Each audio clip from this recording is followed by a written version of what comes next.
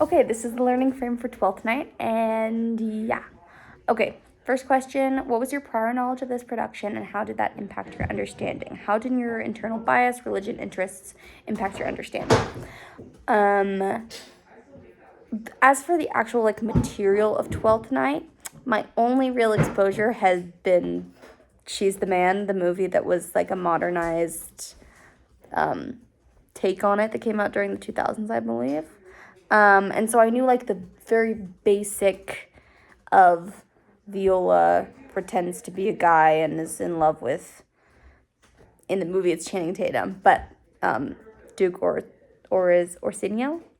So I knew the very basic of the plot. Obviously knew it was not going to be like that. But also on a different note, I have friends who were either in the show or involved in it, and so they would quote lines when they were around each other, and it got me excited to see the production. So when I saw the actual show, those lines that they had quoted multiple times had more of a, since I was oh, and that got a bigger reaction out of me for those punchlines than I think they would have if, not that they weren't super funny moments, but since I was oh, that's what they were talking about, that's so funny, I those moments really landed harder for me, which I thought was interesting.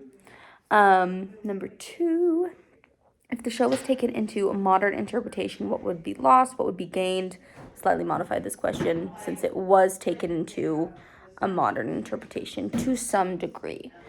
There was I thought one really cool detail was having the jester character have the boombox and enter with it. It gave it kind of gave the show a contemporary feel and added into the fun, bubbly tone of what they were kind of going for as I gathered it. And so that added kind of this fun hype element, because every time they played on the boombox and she pressed it and then everybody would groove, it really added that added layer of more bits they could play with in comedy that I obviously were not happening when they performed this Shakespearean times. Also the modern tie-ins with costuming and the set really, I think just all of those modern things gave it, just added to the comedy in new ways. And while maybe some of since I've only seen modern interpretations of 12th Night, I don't know what necessarily was lost by putting it into a modern lens. Probably some of those more, not that there was tons of serious moments, but when Viola's contemplating her love, maybe some of those more serious moments would have been emphasized more with a take that was closer to what Shakespeare actually did back in the day. Okay, number 3, how did the set design and costumes add or detract from the message of the production? The costumes were so very outlandish, and they all had these different elements.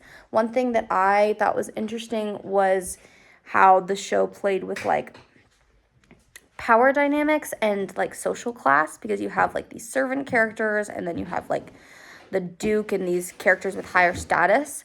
And I thought that was reflected in the costuming, even though everyone's costuming was you had these big, fun, vibrant colors, which in and of itself adds to the fun tone that I was talking about, and the comedy making it feel super outlandish and crazy. But there was little details of jewelry or ornaments that made, or different fabrics that kind of felt more regal and showcased those class dynamics. The Duke, I feel had a bunch of rings. His pants were this purple, shiny textile, which I think showcased his upper role in the upper class.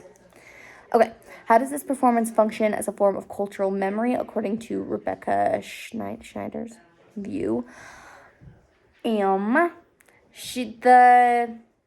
Obviously the show has been performed for centuries, many times in many different ways. I was looking at the dramaturgy,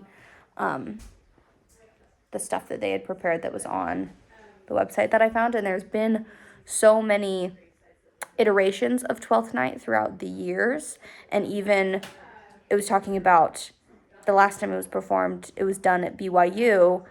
These two people fell in love when they were both in it, and then they got married and had a kid who's involved with the production, which in and of itself, that being performed here is its own cultural memory and is haunted by those other performances. That touches on a little bit of Marvin Carlson's stuff on haunted theater. But I think the sentiments are connected in that each performance is informed and part of the context of Twelfth Night, which is, connected to all those iterations because there's been so many. So this has kind of like a rich cultural context and memory. So interesting. Okay. Where was I? Okay, number 5. Do the actors in this performance appear to offer themselves as a gift to the audience, as Grotowski describes? And how does that vulnerability, sorry, I can't read the question, affect your emotional and ethical response? One convention that they used throughout the show was having the actors direct their performance, some of their lines to the actual audience. So it's like they were talking to us, and they would zone in on one person, and Dame Toby did this quite a few times, which was very fun. She would zone in on someone with such intensity, and she was asking something, and it would be a fun comedic bit. And lots of other characters did that, or when Viola did her asides when she was pretending to be Cesario, and then she would turn out and be like, oh, what am I supposed to do? And it's like we're her confidant.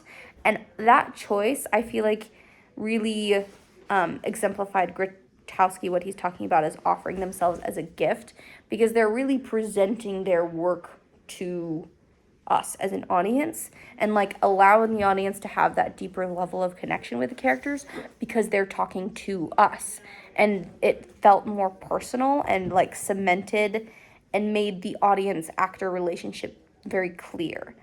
And I think it just helped us connect with the comedy, which I also think was vital, considering that the general population, it maybe doesn't have as much experience with Shakespearean language, and to make those jokes really land, I think you have to connect very close with your audience, which I think they did a really good job of doing through that theatrical convention of talking to your audience. So, and that, when they were looking, even in my section, not even looking directly in my eyes, I felt more ooh, I have to be present and watching because they're talking to me. As far as the ethical response there, it makes you feel like a participant in the show.